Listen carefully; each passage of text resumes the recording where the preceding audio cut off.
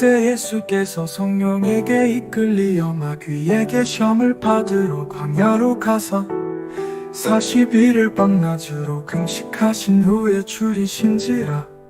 예수께서 성령에 의해 광야로 이끌려 마귀의 시험을 받으십니다.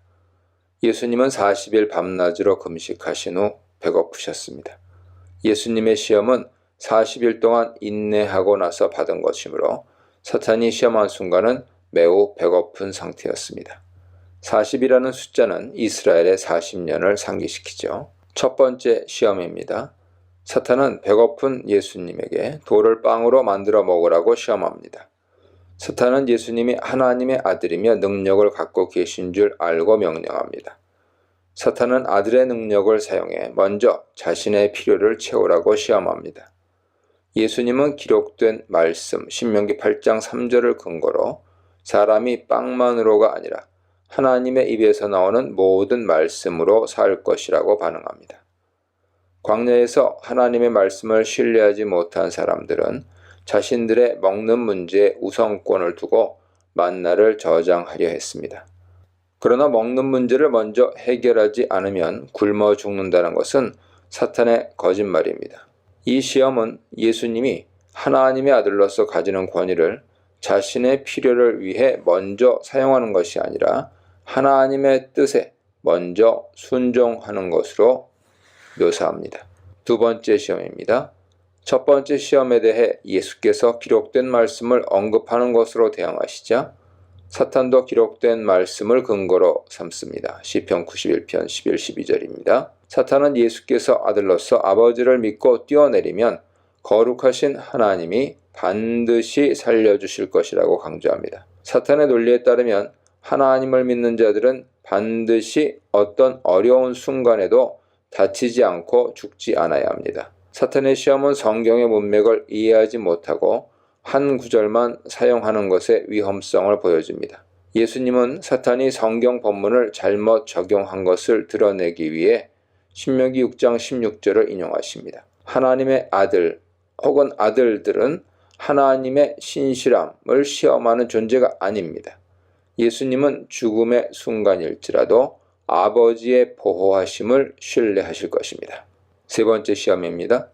마귀는 지극히 높은 산에 예수님을 데리고 가서는 온 세상을 다스리는 영광을 주겠다고 합니다. 사탄은 자신에게 엎드려 경배하면 지금 보여준 모든 것을 주겠다고 약속합니다. 마귀는 십자가 없는 영광을 제시합니다.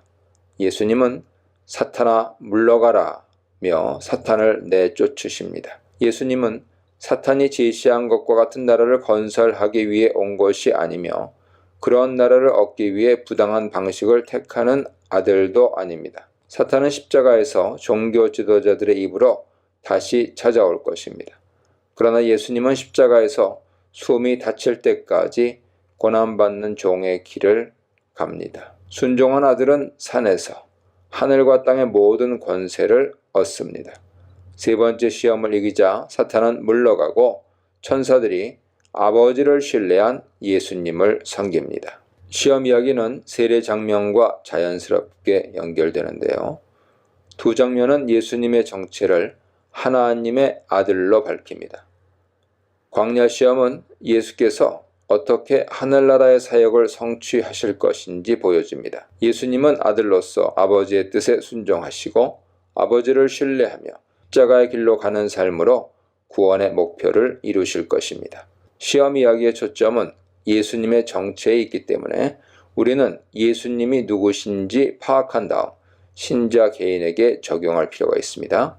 예수님의 제자는 하늘 아버지의 자녀로서 하나님이 세우신 나라를 위해 먼저 나의 뜻이 아니라 아버지의 뜻에 순종해야 합니다. 하나님은 언제나 언약에 신실하시므로 하나님의 자녀는 하나님의 보호하심을 시험하지 말고 인내로 하나님이 응답하시는 때를 기다려야 합니다. 예수님의 제자에게 있어서 십자가 없이 세상 나라의 영광을 얻으려는 것은 우상 숭배입니다. 예수님의 세례, 성령의 임재, 예수님의 시험에 대해 묵상해 보시기 바랍니다.